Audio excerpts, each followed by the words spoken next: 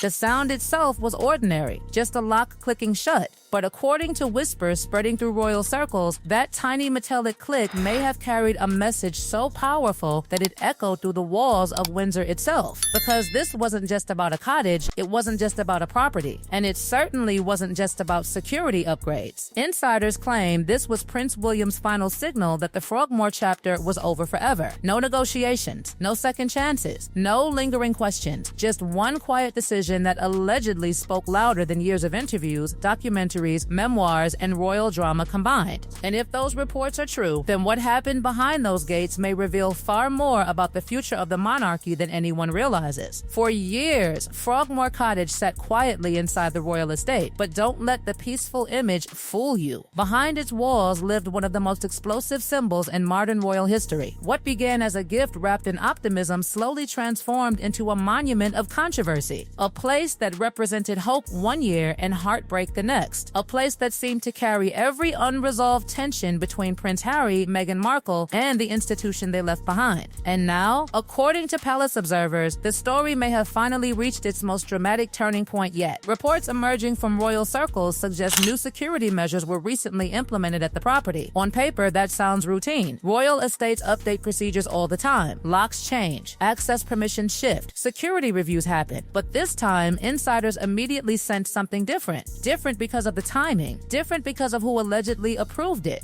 and most importantly, different because of what it appeared to symbolize. Royal watchers were quick to connect the dots. For years, Frogmore Cottage remained one of the last surviving physical links between Harry, Meghan, and the royal institution they walked away from. Even after bombshell interviews, even after documentaries, even after memoir revelations that sent shockwaves through palace corridors, Frogmore remained standing like an unfinished sentence, a reminder that despite everything, one connection still existed. That is exactly why reports about updated locks and revised security arrangements triggered such intense speculation. Because people weren't talking about doors, they were talking about meaning. They weren't talking about keys, they were talking about closure. Some palace insiders reportedly viewed the move as the formal ending of one of the monarchy's most difficult chapters. Others went even further, describing it as a declaration that the institution was finally moving forward without looking back. The reaction was immediate. Newspapers debated it. Television panels dissected it.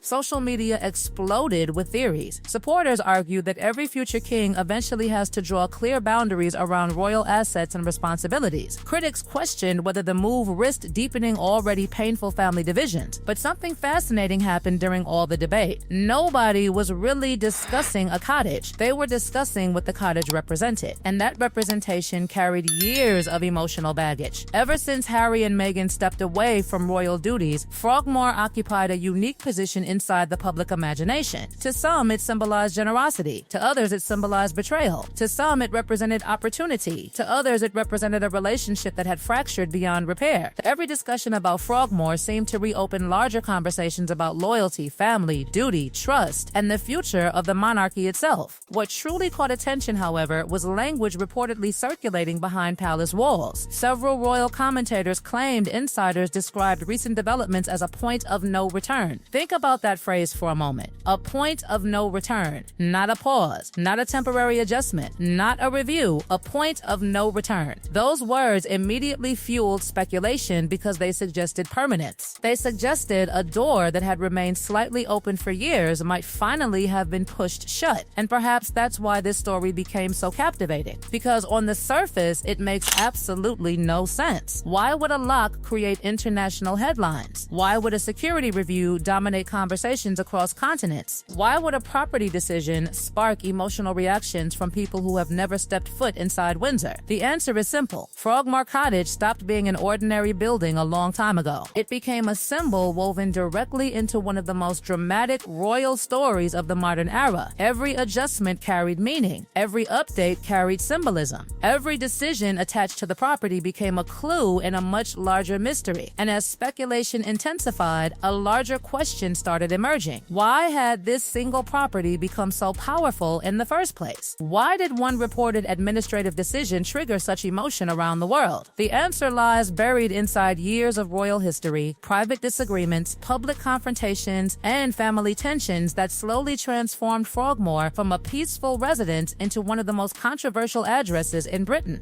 Because long before headlines dominated the story, Frogmore Cottage was supposed to be something entirely different. It was supposed to be a sanctuary. Nestled inside Windsor's protected grounds, the property represented privacy, stability, and continuity. Few could have imagined it would eventually become the center of one of the monarchy's most painful modern disputes. At the time, the future looked bright. Public enthusiasm was enormous. The monarchy appeared to be embracing a new chapter. Frogmore seemed like the perfect setting for that future. But beneath the optimism, subtle cracks were already beginning to appear. Renovations sparked controversy. Costs became headlines. Media scrutiny intensified. What should have been a simple housing story slowly transformed into something much larger. Without anyone fully realizing it, Frogmore Cottage was beginning its transformation from royal residence into royal battleground. And once that transformation began, there would be no turning back. What began as a royal home soon evolved into something far more dangerous, a symbol of competing visions for the future of the crown. And according to palace insiders, the deeper problem was never truly about property. It was about trust. The one thing that once broken becomes almost impossible to fully restore. The public often searches for a single dramatic moment when relationships collapse. One explosive argument, one shocking betrayal, one final confrontation. But royal observers insist the divide between Prince Harry and the institution unfolded differently. It grew slowly, quietly, almost invisibly at first. Through interviews, public statements, documentaries, memoirs, and an endless stream of revelations that seemed to widen the gap with every passing year. What made the situation especially painful was that the focus eventually shifted beyond royal protocol and landed directly on family itself. More specifically, two brothers who were once viewed as inseparable. For years, William and Harry appeared to represent the monarchy's future together. They stood side by side through triumphs and tragedies, through global attention and unimaginable personal loss. Yet according to royal commentators, years of tension gradually transformed that relationship into one of the most discussed fractures in modern royal history. Every disagreement became a headline. Every silence became suspicious. Every missed appearance fueled another wave of speculation. And while the public focused on interviews and family drama, another story was quietly unfolding behind palace walls. Unlike the public battles dominating newspapers, insiders claim Prince William relied on something far more powerful than headlines: patience, strategy, and institutional authority. While others fought public battles, William allegedly focused on something bigger: the future itself. As heir to the throne, his responsibilities were expanding rapidly. Estate management, long-term planning, succession preparation, operational oversight. Royal insiders increasingly described a future king who was thinking decades ahead rather than reacting to daily controversies. That larger vision reportedly began influencing discussions surrounding royal residences. Frogmore Cottage was no longer viewed merely as a house. It became part of a wider conversation about how the monarchy would operate in the future. Questions emerged about access, about responsibility, about institutional priorities, and behind every practical discussion lurked a much more sensitive issue. How should the monarchy move forward after years of unprecedented turmoil? This is where the story becomes truly fascinating. Reports suggest discussions regarding Frogmore were never isolated decisions. Instead, they were allegedly connected to a much broader strategy taking shape behind palace walls. A strategy emphasizing accountability, clearly defined roles, and a streamlined monarchy prepared for future challenges. If those reports are accurate, then what appeared to be simple property management